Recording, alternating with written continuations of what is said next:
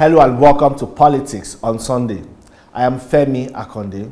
The presidential election has come and gone, but the dust is yet to settle. It was a nail-biting contest on the ballots and a hard-fought victory for Asiwaju Bola, Ahmed Tinubu, winner of that election. Today I'll be speaking with Otunba Biodun Ajiboye, a member of the Media Advisory Council to the President-elect. Welcome to the program, sir. Thank you very much, Femi. It's nice to see you again after our visit. Yes, I should say congratulations to your party, the All Progressives Congress. It was indeed a tough contest. But at the end of the day, a winner emerged. And, you know, there has been so much disagreement across political lines following the victory of Asiwaju Bola Ahmed Tinubu. Why is it difficult for people to accept his emergence? Well, you see, first of all, Asiwaju's kind of politics is the kind that gets people extremely envious of him. I don't know how. But from the beginning of time, if you observe his kind of style, people are always extremely envious. And everything will look like, oh, how does he want to manage? But hey, at the end of the day, Asiwaju will just get it right. I've said it before several times, even during our primaries. I said Asiwaju has never lost an election, and he will not lose the primaries. Well, people are already saying he's the first politician to have won a governorship election, a senatorial election, and a presidential election on the first ballots. Asiwaju is a political genius Africa has produced. We like it, we don't like it, it doesn't change the facts. I have followed this man for quite a while. As a matter of fact, in 2008 or 7, I did a program where I told him to enunciate on the philosophy of developmental democracy. The history of that topic of discussion was that we were growing up in Lagos. Every government said there were no budgets to develop Lagos. That's the truth. I'm not sure anybody of my age knows Lagos better than me. Right? The issues then were no budget to develop Lagos. It was when Asiwaju came as governor of Lagos that we saw development in Lagos. Roads were tarred from Adeolo Deku. That road was dualized. Awolowo Road was dualized. Otunba Biodun was dualized. Adesola was dualized. That stretch from law school in Victoria Land to Lekki was dualized. You understand? Hospitals were built, schools were springing up, and it brought development to Lagos that I saw and witnessed. And that was what accounted for why I chose that topic for him to come and speak on developmental democracy. Asiwaju Bola Ahmed Tinubu is the father of developmental democracy in Africa. But it appears these track records and antecedents you're speaking about, they really work to his advantage on the ballot. Well, we had a human factor that was against us. That human factor are a combination of many things. Do you know that the NSAS game was actually to whittle down Asiwaju's politics and pitch him against the federal might? When they started the NSAS initially, it was like Asiwaju was encouraging them until they started burning Asiwaju's property before it was clear to anybody that, look, you cannot be involved in a project and your property will be destroyed. That's one. From that time, if you observe, the beginning of NSAS was our children from reputable homes gathering together and saying, look, SARS had been wicked to them, to the young upwardly mobile young people. Police brutality. That was the concept. And that was when people like Fars, Davido, and all of Tiwa Savage, all of them, joined hands. Immediately they saw that coalition of young people, the people who really wanted to destroy Lagos, penetrated them. They were the ones that had arms. Right? And we got a broadcast at that time purportedly Nnamdi Kanu, the leader of the proscribed, yes, saying, go and burn this place, go and burn that place. Where are you now? Burn this TV station, burn the airport, and all of that. As if he was giving instruction of where to destroy. Ironically, they earmarked this hotel in Oriental Hotel for destruction. It was attacked. So then, that tells you that it wasn't those our children.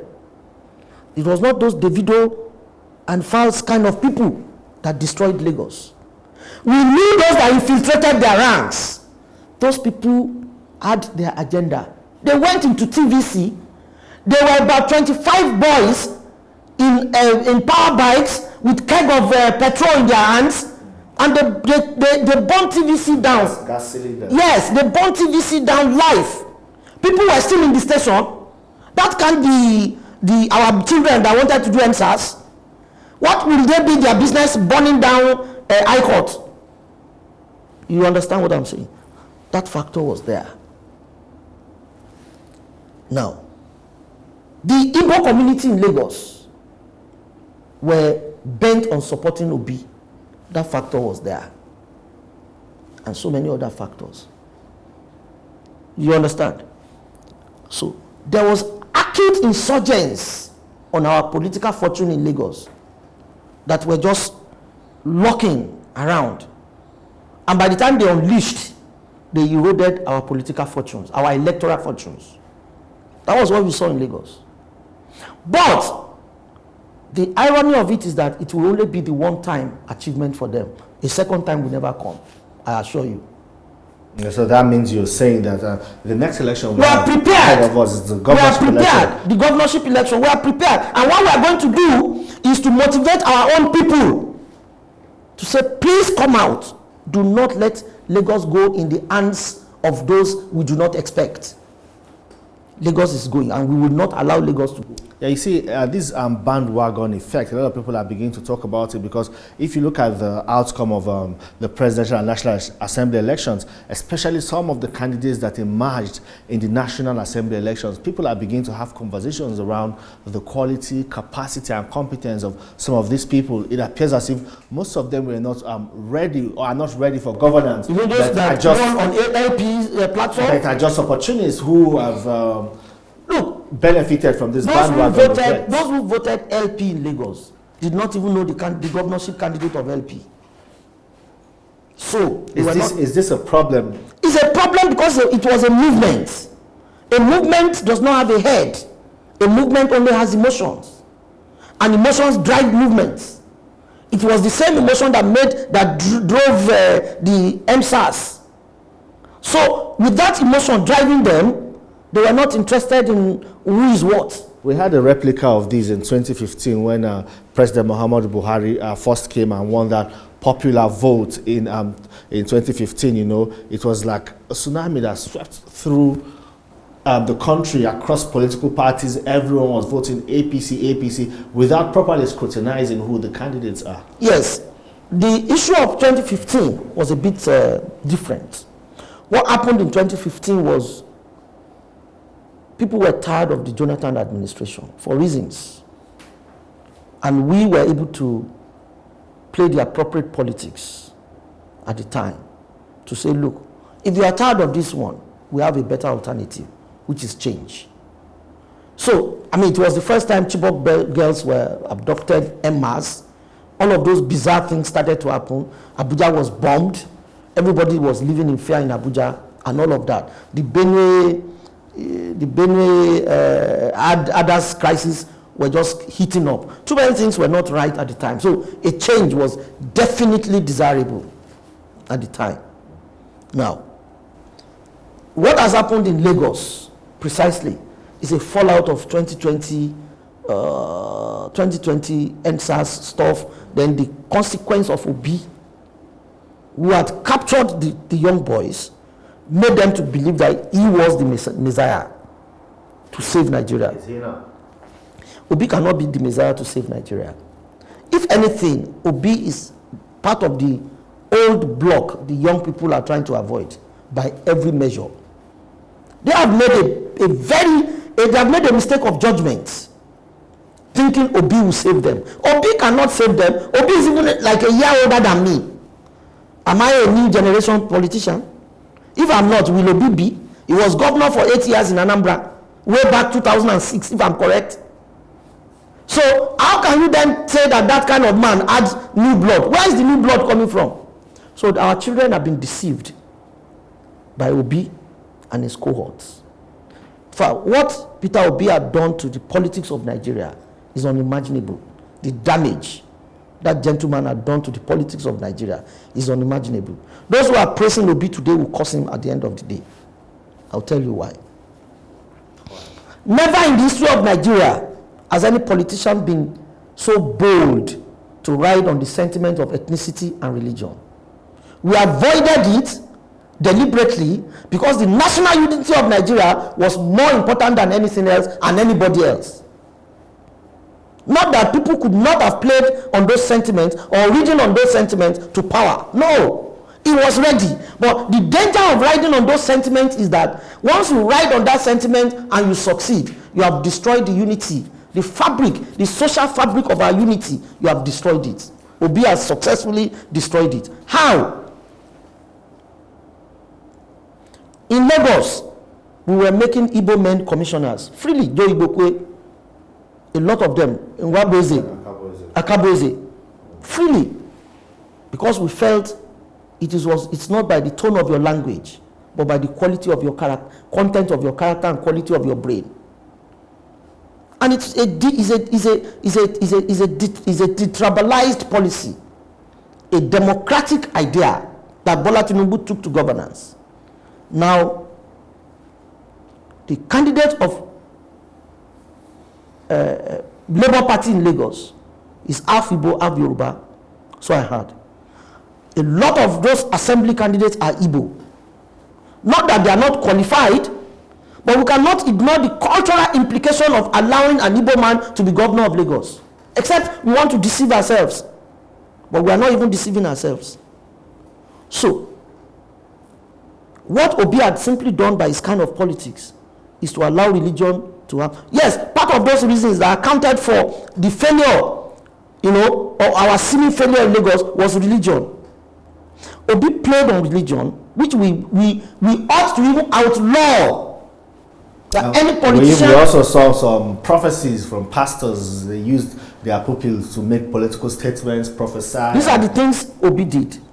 Obi was walking into churches, telling them that take your country back. Those were divisive, unnecessary, destructive, dangerous mode of politics. The damage has been done. Asiwaju Bola Ahmed Tinubu has emerged. Now, how would he act as a glue? We need to heal. How do we heal? We need to heal the injuries created by Obi politically. And that it should be a major responsibility. That is for the president-elect to do. You understand? That's exactly what I'm saying to you. Our Muslim brothers in the north and in the south must be told clearly to please understand the misjudgment on the part of Peter Obi, that Nigeria should remain one, that there lies our strength. For us to remain one, Muslims must not be sentimental about Muslim candidates. Christians must not be sentimental about Christian candidates. The moment you institutionalize that character, political behavior, what it then means is that those religious sects with the greatest number will always win election. And when that happens, the weaker sect in terms of population will always lose. And that can never engender national politics, national polity and national unity. So we need, as politicians, right away to begin to defocus from that dangerous sentiment Peter Obi had created.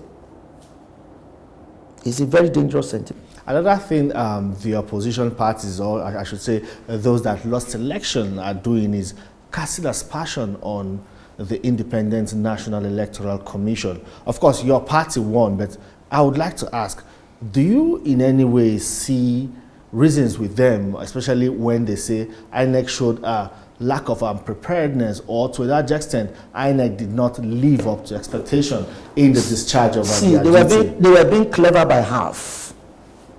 They were being clever by half, and I'll tell you why. INEC stipulated the rules. Every party must have a party agent. INEC had sponsored its own agent. INEC had trained people to use certain machinery, beavers and all of that. The two parties, APC and PDP, had up to 95%, filled these agents 95% of the 774 local government and about 196,000 polling booths, or 76,000, 176,000. Obi was not able to fill it for reasons, maybe logistics or whatever. What it then means is that practically, once an election is concluded, a form is signed by both agent and INEC. That form is election results that certifies that election had taken place in that polling booth, and everybody that matters is satisfied with the result of the election in that polling booth. That being replicated in 176,000, you can get the results of the election. Right? Now, they now take this material, this same paper, to the ward to collate, take it to the local government to collate. Look, once you can replicate your local government in 774 places, and you know the result of one local government, you can know the result of every other local government. Now, at every stage of that collation, there are signatures of agents and people, which is manually and conclusive, and it is conclusive. Then they take it to the states. Then the state electoral officers fly to Abuja for national collation. At those points, results are known. If any figure is different at any state to another, the party can easily, find out. So why is anybody angry that they did not transmit electronically? Is it not what they collected manually they will transmit electronically? I mean, because the Independent National Electoral Commission assured that these results will be uploaded from the polling units and will be transferred. Okay, Tommy, let me ask you a question. If I, as INEC, I tell you I will transmit electronically, and the day of transmission, I don't have network, what would I do? Or my intelligence says they will hack my server. Am I supposed to, having gotten that intelligence, open my server for people to hack? So you're saying what INEC So if they now hack my server, if they had hacked INEC server successfully, how would INEC have been able to justify? Are they not supposed to have enough intelligence? Now that server was hacked close to 3 million times already. Attempt. Are you sure of the number? 3 I may not be sure of the number, but they were attacked several times.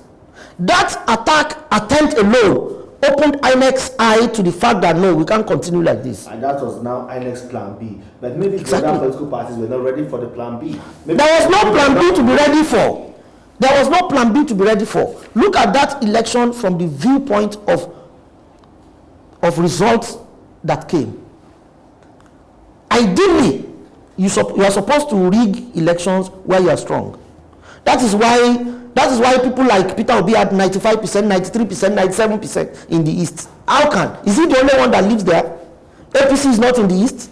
PDP is not in the East. So Obi, you see, this is very unbelievable. But it has happened. So it is easy to know where the problem actually is. In Lagos, Peter Obi had defeated us in Lagos with 10,000 votes. That is to show that the election is transparent. If not, it is our Lagos, for instance. But because we are Democrats and we wanted that election to be free and fair, because that is the mantra of our president. He wanted to leave a legacy of free and fair election. PDP took Katsina, for instance. Nasarawa State is the state of the chairman of the party. He lost it. The DG of the campaign is from Jos Plateau. He lost it.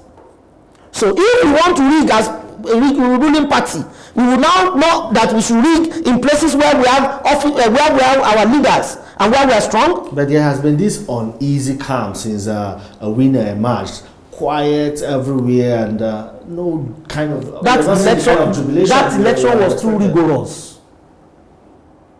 for anybody to win and jubilate. The labor we put in that election, I have not been myself since that election, and I'm not yet still myself. That's why I came late here. I couldn't wake up on time. We did that election as if with the last drop of our blood, that we must not lose this election. We didn't even have money. What do we need money for? When you want to transport electoral people are our party members. They don't have money to transport themselves from point A to point B where they're going to vote. Yes. We need to get agents. We need to get transport for them. Party agents. When I got to my state, for instance, I had to appoint coordinators for local government, for wards, for units. I didn't have money to pay them. We had to be transferring. Some transfer did not even get to them till Sunday after the election. So, when they said they didn't receive money, I started to beg them. Please, don't let me fail. The labor we put into that election was too much. Then that election was not particularly on an extreme landslide basis. The competition was stiff. You can see that it was neck to neck. We had 8.7.